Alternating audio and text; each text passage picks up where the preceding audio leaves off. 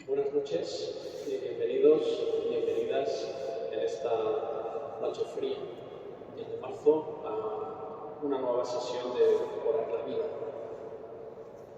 Hoy tiene mérito especial porque, habiendo un partido de fútbol, pues venir a rezar tiene todavía doble premio. Bueno, para los que no me conozcáis, me llamo Jaime, soy jesuita y me invitasteis a participar en este ciclo y os agradezco la invitación, espero poder acompañaros en este rato. Como sabéis, vamos a hacer una oración guiada al final y antes unas indicaciones, una reflexión, meditación que confío que os pueda ayudar a todos a rezar, y más en un tiempo como este, que es el de la Cuaresma, en el que la Iglesia nos invita a insistir, a dedicar tiempo, a centrarnos en la oración. Por eso os invito a ir dejando atrás el ruido, las cosas que traemos todos en la cabeza después de un día, dejar también atrás las ansiedades, las preocupaciones y tratar de serenarnos. Ayuda también la posición del cuerpo, estar cómodos, la posición de las manos, la respiración. Todo eso nos centra. Decía Antonio Machado en uno de sus poemas, escuchar entre todas las voces una. Entre todas las voces una. Y ese es un reto que quizá en nuestro tiempo es uno de los principales retos que tenemos. Ser capaces de centrarnos y de escuchar la voz de Dios en medio de las muchas voces que nos asaltan, interiores y exteriores.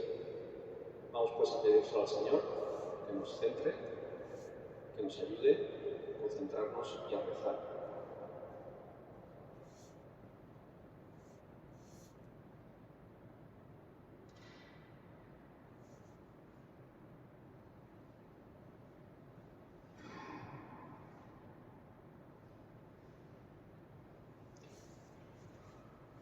El título de la meditación de este ciclo, la meditación de hoy, es Orar la celebración, en el marco de un ciclo que se titula Orar la Vida, una invitación a rezar y a orar celebrando.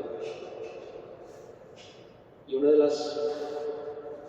los requisitos imprescindibles para poder celebrar algo es hacerlo desde una actitud de agradecimiento. Cuando llegué les pregunté por el espacio, ¿cómo es que lo hacemos aquí en una iglesia tan grande? Me decían, bueno, es que hay días que viene más gente, días que menos. Pero luego yo pensaba que quizá es el mejor sitio, porque precisamente aquí es donde se celebra la Eucaristía. Y la Eucaristía, como sabréis muchos, significa literalmente acción de gracias. Es un acto litúrgico de agradecimiento.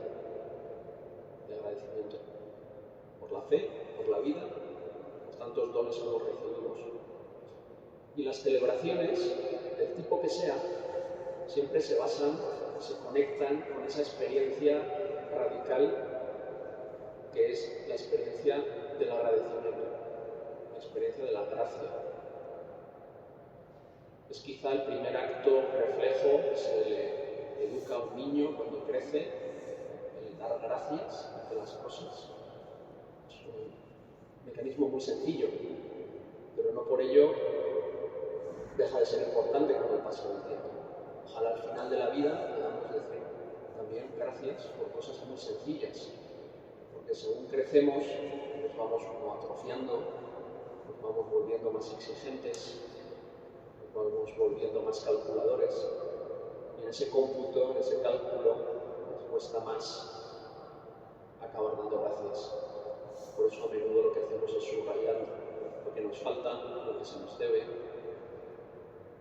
Y hoy me gustaría invitaros a partir de esa experiencia tan sencilla como es el simple hecho de estar vivos.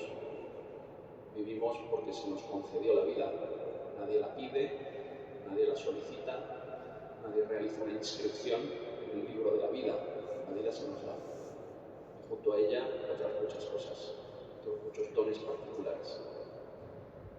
hacer es, en el fondo, reconocer eso, que hemos sido inscritos en el libro de la vida y que estamos invitados a dar gracias incesantemente, en todo momento, en todo lugar, en toda ocasión, incluso y a pesar de que haya motivos para la queja, para la protesta, para la insatisfacción. Y ahí va a venir uno de los grandes retos, cómo vivir agradecidos a pesar de tantos motivos para el desagradecimiento. El Papa Francisco, en su primera encíclica, exhortación apostólica, si recordáis, hace ya casi 10 años, escribió un texto que se titula precisamente La alegría del Evangelio, es decir, la alegría de la acción de gracias, alegría de la buena noticia, que es lo que significa Evangelio. Fue su toque de pontificado, su modo de marcar el estilo y el mensaje principal que quería transmitir. A menudo en la Iglesia nos cuesta celebrar los motivos de alegría. Somos muy buenos, celebrando las dificultades, el sufrimiento. Eso lo vemos en la liturgia, lo vemos incluso en la imaginería. Vemos muchos más Cristos crucificados que Cristos resucitados. Lo vemos en los pasos de Semana Santa. Parece como si lo que celebraremos dentro de unas semanas, la resurrección, hubiera pasado a un segundo plano respecto de la pasión. Y aquí quizá tenemos una asignatura pendiente como comunidad cristiana, poner la experiencia de la resurrección, que no es otra cosa que la experiencia de la alegría, que no es otra cosa que la experiencia de la celebración profunda de la vida. Esa es la invitación principal que os quería hacer hoy para estos próximos días, quizá como modo de oración, el agradecimiento. Somos seres, dicen los teólogos, agraciados. Es un concepto de gracia también muy importante en la teología. Había un nombre que se ponía más antes que ahora, que era el de engracia, estar en gracia de Dios. En teología también se habla de la gracia como Dios mismo, su palabra, Cristo, es la gracia de Dios, que se acerca a nuestras vidas y que nos hace agraciados.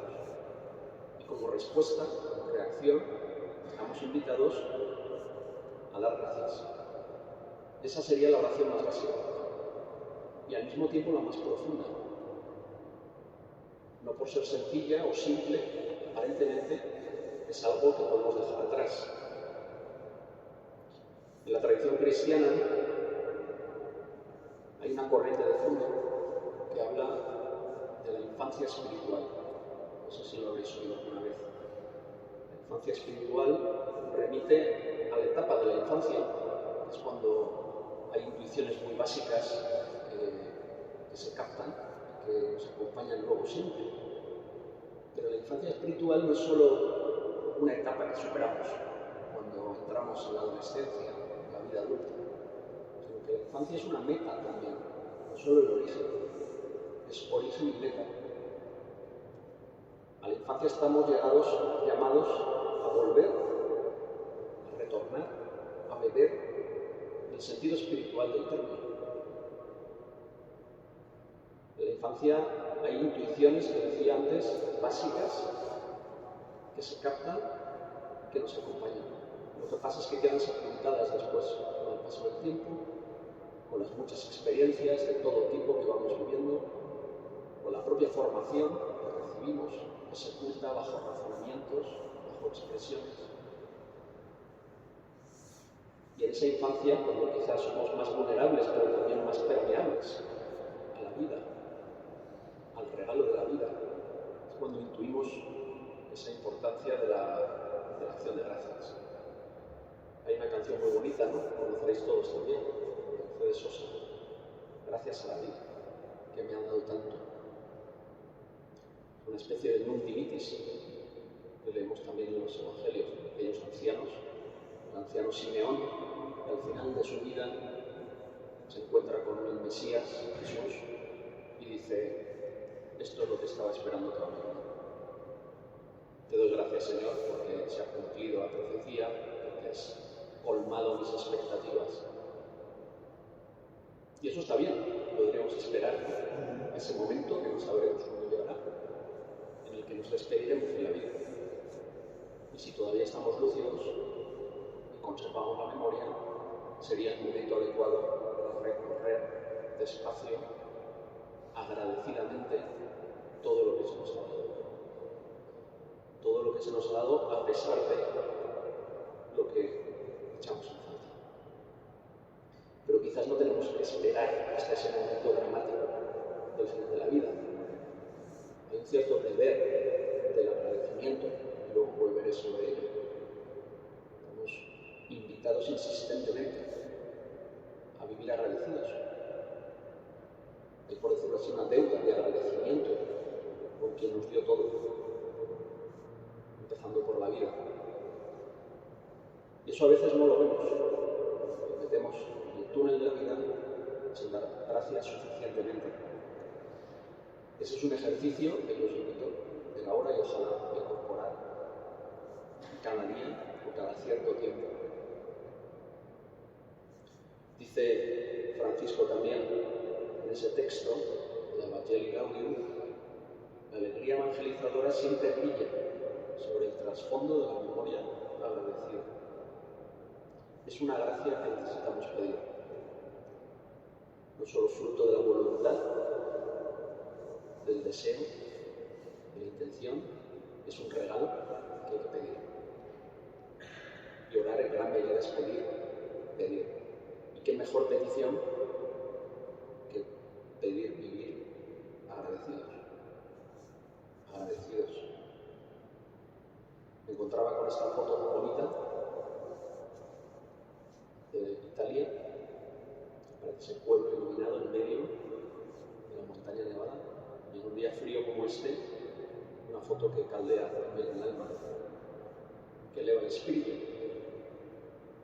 y nos puede ayudar también a reconocer, inspirados, como la presencia de Dios en medio de las dificultades es fuente de luz, fuente de consuelo, fuente de calor.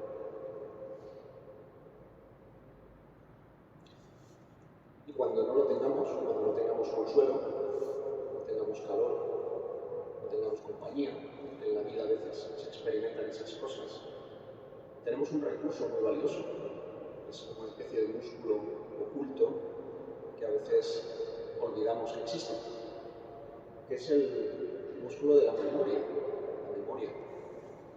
En el siglo XX, el XXI se ha escrito mucho, filosofía, antropología, sobre la memoria. Y la memoria es un arma, como sabemos todos, un arma de doble filo. Hay recuerdos dolorosos y hay recuerdos gratificantes. Hay recuerdos que inspiran y hay recuerdos que nos hunden. También podemos preguntarnos cómo usamos la memoria. ¿Qué hacemos con la memoria? Porque la memoria nos puede ayudar a rescatar del pozo de los recuerdos, cantidad de cosas que se nos han dado. Como decía antes, empezando por la vida. O podemos entrar, como hacemos a veces, en circuitos obsesivos del resentimiento, del desagradecimiento, sacando únicamente de la memoria aquello que nos ha hecho daño, aquello que nos falta, aquello que no se nos ha dado. ¿Qué hacemos con la memoria? ¿Hacemos de la memoria una ocasión para orar agradecidamente? Esto es algo importante en la tradición cristiana. Ignacio de Loyola, los que habéis hecho ejercicios, creo que sois muchos, sabéis que nos invita a ejercitar la memoria, a usar sabiamente ese arma de doble filo que es la memoria. Preguntémonos, ¿cómo lo hacemos? ¿Lo hacemos? ¿Nos paramos a mirar al horizonte, a expandir la mirada, de nuestra propia historia y lo que tenemos alrededor para vivir desde ahí, vivir desde la gracia. Cuando hacemos eso, vivimos celebrando, porque hay una celebración interior conectada con nuestra historia, con nuestras experiencias, con la memoria, que es una manera quizá más íntima. Luego volveré sobre maneras más colectivas, esta es más personal, de orar. Es verdad que en ocasiones encontramos dificultades, y eso es innegable. Es innegable. ¿Quién no enfrenta dificultades y quién no, en último término, enfrenta la enfermedad y la muerte? De ahí nadie se escapa. Y en medio, pues todos, más o menos, o gente querida a nuestro alrededor, se enfrenta con situaciones difíciles. En ese sentido, podemos también usar, quizá forzando un poco, la expresión de la alegría, de una alegría cara en medio de las dificultades. Uno de los grandes teólogos del siglo XX acuñó esa expresión que luego se ha hecho muy popular, Dietrich Bonhoeffer, y hablaba de la gracia cara. Hay una gracia que parece fácil, sencilla, pero luego hay una gracia cara, una gracia exigente, y se enfrenta al régimen nazi y acaba muriendo, un joven, experimenta sus propias carnes, lo que implica ser fiel al Evangelio hasta la muerte, de forma martirial, de un pastor luterano. Y la pregunta que nos podemos hacer, evidentemente la gran mayoría de nosotros no vamos a experimentar esa situación que nos lleva al martirio, pero sí que experimentamos situaciones de dificultad. Y ante las dificultades, a menudo la fe se resquebraja, la oración se debilita, el consuelo se disuelve. Es lo que de alguna manera la Iglesia nos propone ahora en este tiempo de Cuaresma. La Cuaresma no es otra cosa que un entrenamiento para la Pascua, para ejercitar precisamente el músculo de la memoria. Muchos de los pasajes que estamos leyendo estos domingos, Jesús anuncia lo que va a venir. Jesús prepara. Jesús les dice, ojo, voy a resucitar, pero antes estaré solo, sufriré y moriré. Conocéis bien la historia. Es el relato principal del cristianismo, el relato de la Pascua, el relato de la Navidad. Y la Cuaresma nos prepara para poder experimentar la alegría en medio de las dificultades. Lo hicimos el primer domingo con las tentaciones, si recordáis. Las tentaciones, el relato de las tentaciones no es otra cosa que un relato de entrenamiento también espiritual. Hay un icono muy popular que expresa y refleja la alegría en medio de la dificultad, que es el del Cristo de Javier, que seguro que habéis visto muchas veces. Es un Cristo sonriente. Cuando uno lo contempla, se pregunta cómo puede ser que en la crucifixión hay una sonrisa serena y pacífica en el rostro de ese Cristo.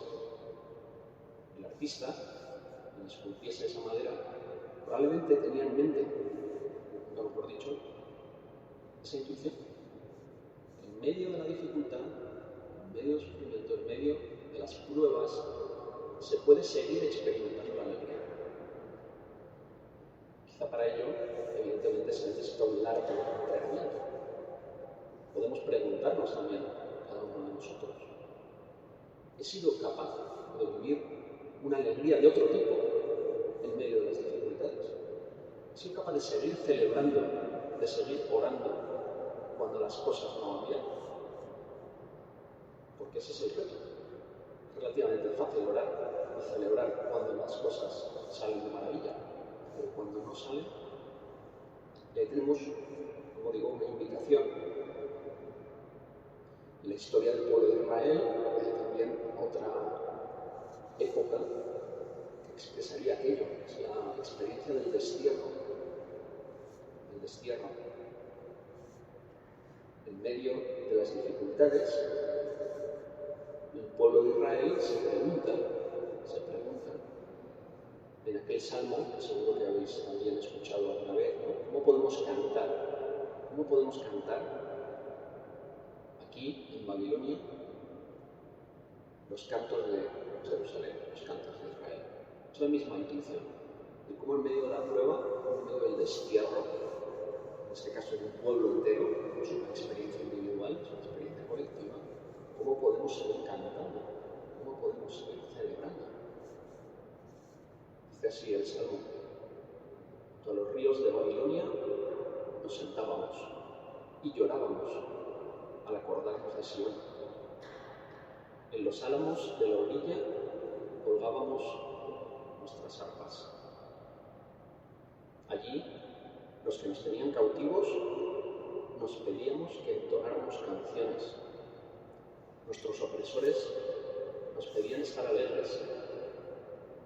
Nos decían: cantadnos un cántico de Sion.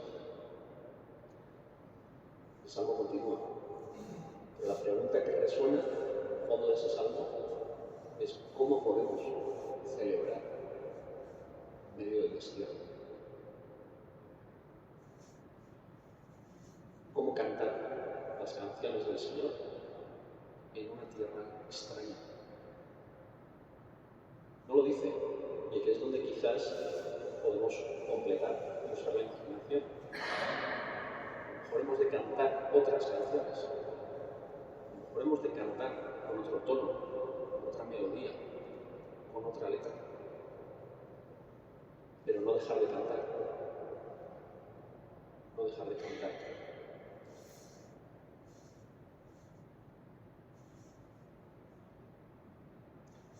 Y aquí es donde entra en juego la comunidad. Hasta ahora os había hablado básicamente en una clave individual, de experiencias personales, experiencias individuales de alegría o de tristeza, de facilidad o de dificultad para encontrar a Dios en la oración. Pero no podemos olvidar que el cristiano es cristiano porque otros le invitaron a ser cristianos. La fe es una especie de virus que se transmite, como hemos recordado estos años de pandemia, pues de uno a otro. Ese es el rasgo típico de la fe, no es una búsqueda intelectual, individual, de personas aisladas. La fe en gran medida es celebrar junto a otros la fe. Es ritualizar esa expresión de celebración.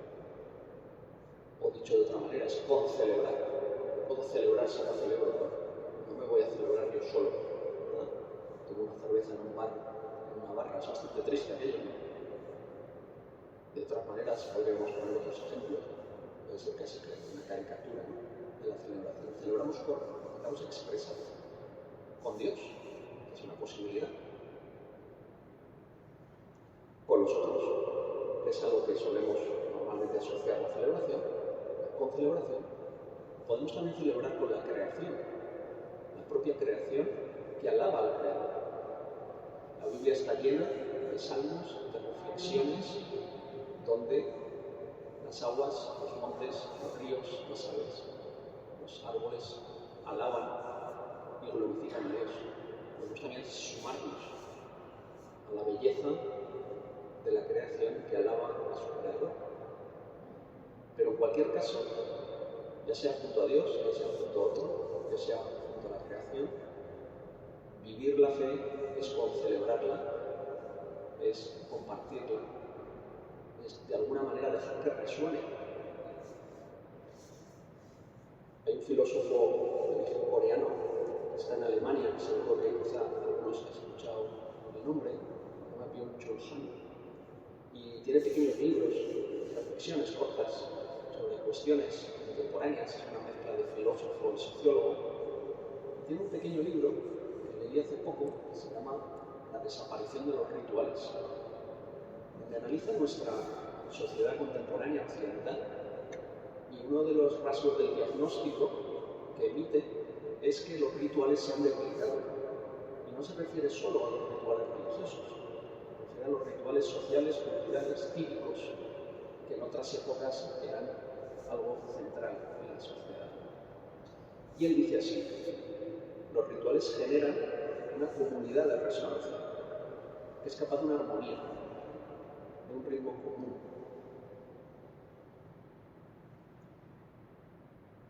El ritual genera una comunidad de resonancia. Somos seres con capacidad de resonar, como los objetos mecánicos, electrónicos, ¿no?, que resuenan a baja o alta frecuencia. También nosotros, no sé a qué frecuencia, pero somos capaces de resonar. Somos capaces de entrar en resonancia cuando agradecemos. El agradecimiento nos hace resonar con la memoria, experiencias y recuerdos que tenemos dentro. Como activar la oración, movernos interiormente. Podemos entrar en resonancia. Es más, estamos llamados a entrar en resonancia con otros.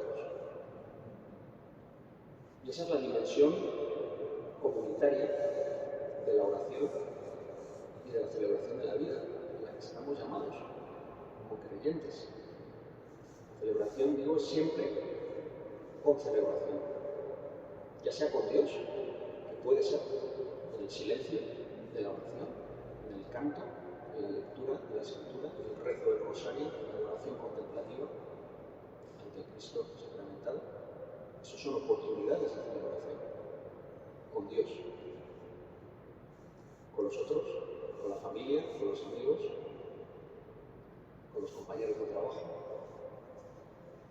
con las personas que nos vamos cruzando a lo largo de la vida, y también con la creación, esa gran olvidada, en la que a menudo no buscamos tiempos de intimidad para rezar y sentirnos acompañados por ella. Y esto nos lleva a otro punto, a otra reflexión, que es la importancia también de reservar tiempos explícitamente para la oración y la celebración. Incluso días enteros. Sabéis bien que uno de los mandatos principales, uno de los rasgos principales del judío devoto y practicante no son solo las normas dietéticas, sino sobre todo y principalmente el descanso del sábado. Uno de los rasgos que identifican al creyente y también al cristiano, igual que el musulmán, está llamado a reservar un día para la contemplación, para la oración, para vivir desde el agradecimiento. Quizás es algo que hemos trivializado excesivamente. Es un mandamiento del descanso. Hoy día lo vemos como una terapia o un parón para poder seguir trabajando, para no reducir nuestra productividad.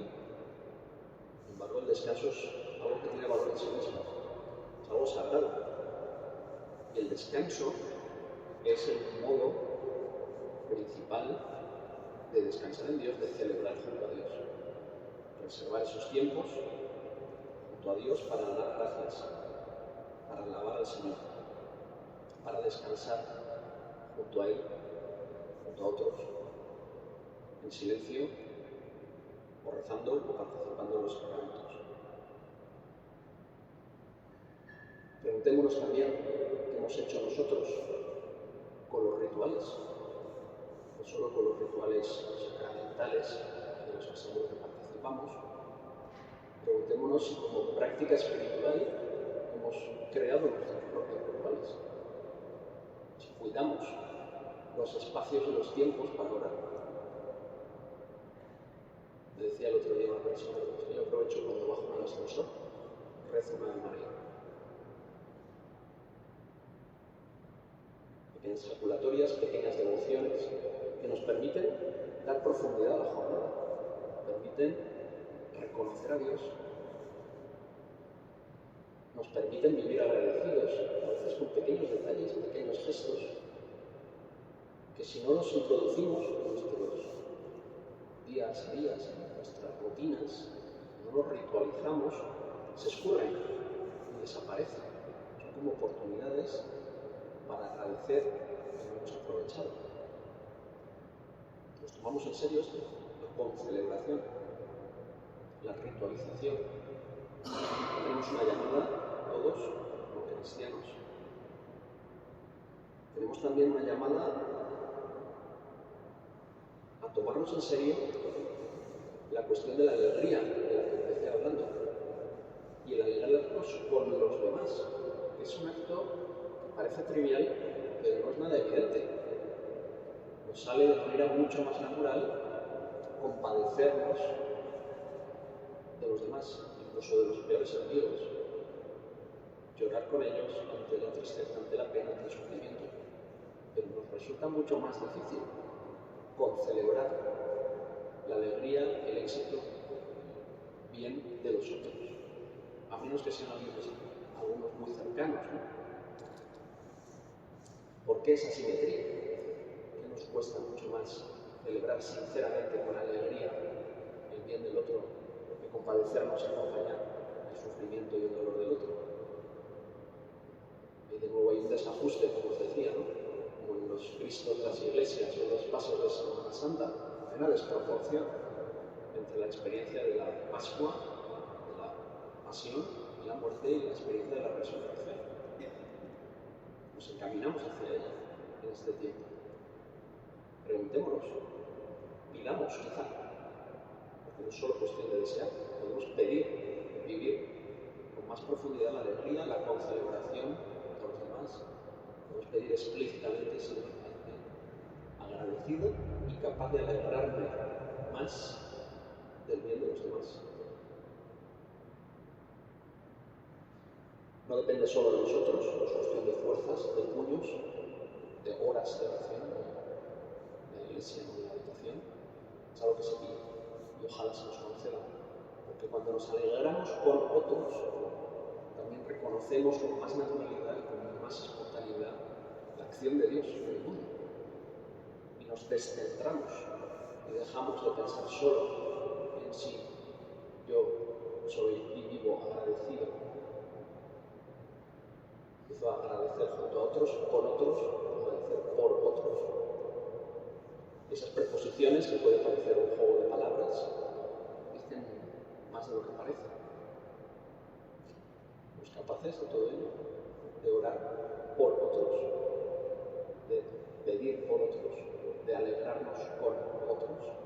Porque cuando hagamos todo eso, lo consigamos y el Señor nos lo concede, pues quizá podremos decir, como se titula el ciclo de estas oraciones, estamos orando la vida mayúscula, no solo mi vida o la vida de mi pequeño círculo, sino la vida del ser humano, la vida de los hijos de Dios, es la vida que está escrita en ese libro, como os decía al principio.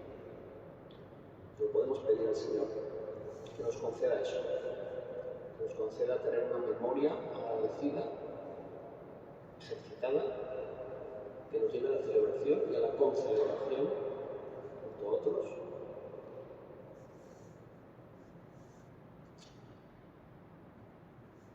Y ahora vamos a dejar un momento de silencio, ya he hablado bastante. Vamos a dejar unos minutos para reposar también las palabras.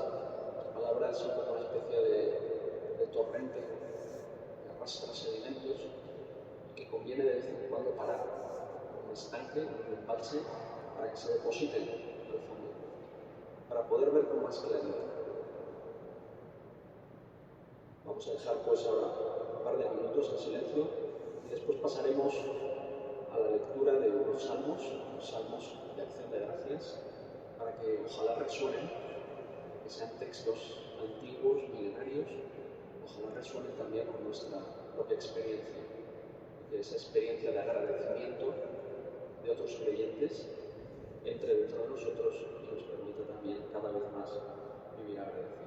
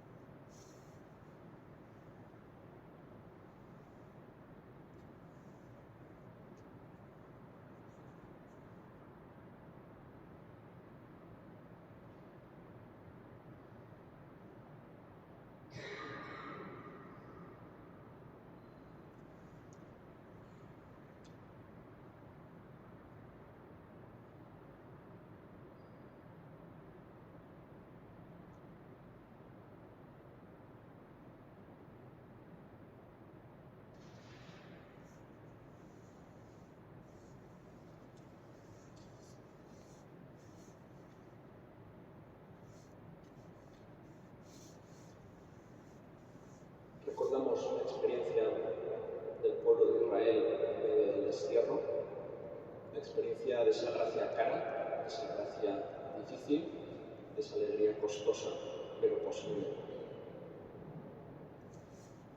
Junto a los canales de Babilonia nos sentamos y lloramos con nostalgia de Sion. En los sauces de su recinto colgábamos nuestras citas. Allí los que nos deportaron nos invitaban a cantar, nuestros opresores a divertirlos. Cantadnos un cantar de Sion.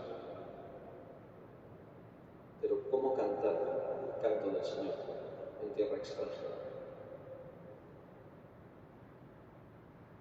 Si me olvido de ti, Jerusalén, que se me olvide la diestra, que se me pegue la lengua al paladar, si no te recuerdo, si no exalto a Jerusalén como colmo de mi alegría.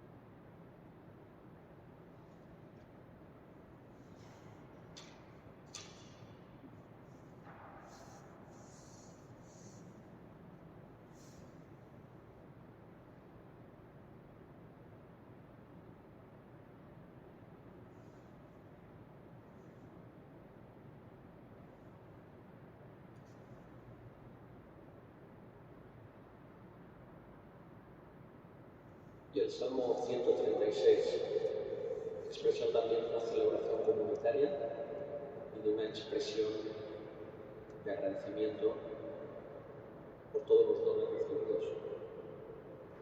Dad gracias al Señor porque es bueno, porque es eterna su misericordia. Dad gracias al Dios de los dioses porque es eterna su misericordia. Dad gracias al Señor de señores, porque es eterna su misericordia. Al único que hace grandes maravillas, porque es eterna su misericordia. Al que hizo el cielo con maestría, porque es eterna su misericordia. Al que forjó la tierra sobre las aguas, porque es eterna su misericordia. Al que hizo los astros, porque es eterna su misericordia.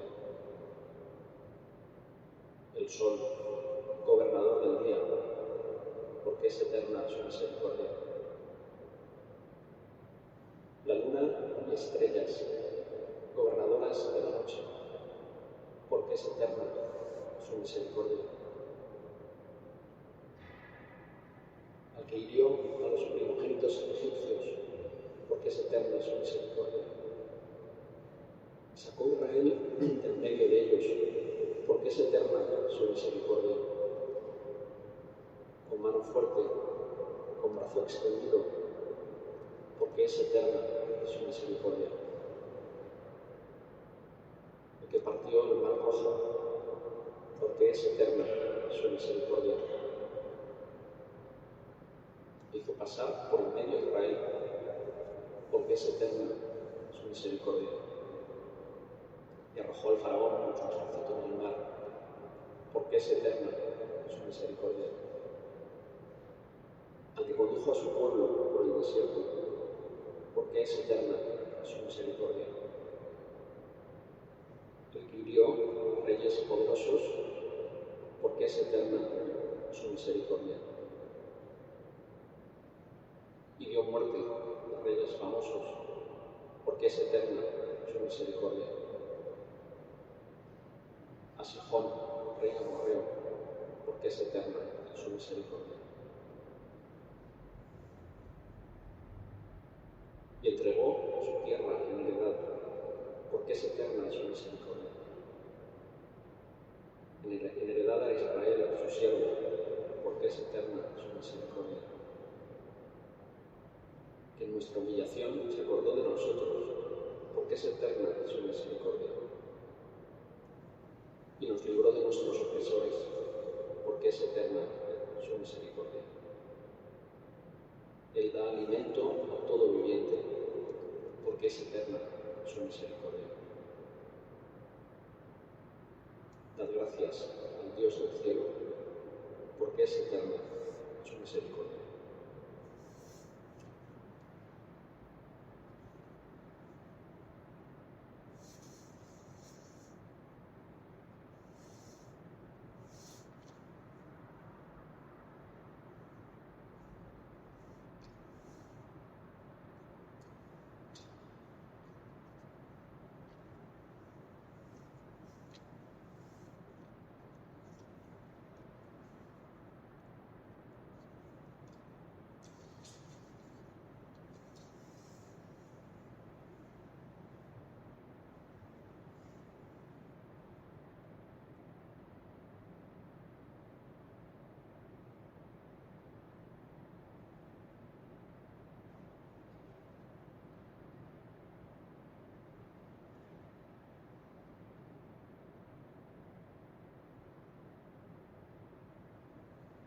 Para terminar, el Salmo 62 se nos invita también a descansar en el Señor, tomarnos en serio ese descanso celebrativo, que es el que nos permite orar a fondo y vivir más agradecidos.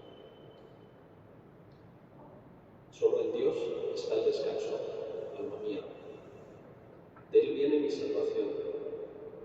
Él solo es mi roca, mi salvación, mi alcázar. No vacilaré. Solo en Dios descansa, alma mía. De Él viene mi esperanza. Él solo es mi roca, mi salvación, mi alcázar. No vacilaré. En Dios está mi salvación, mi gloria y mi alegría. Mi roca firme, mi refugio está en Dios.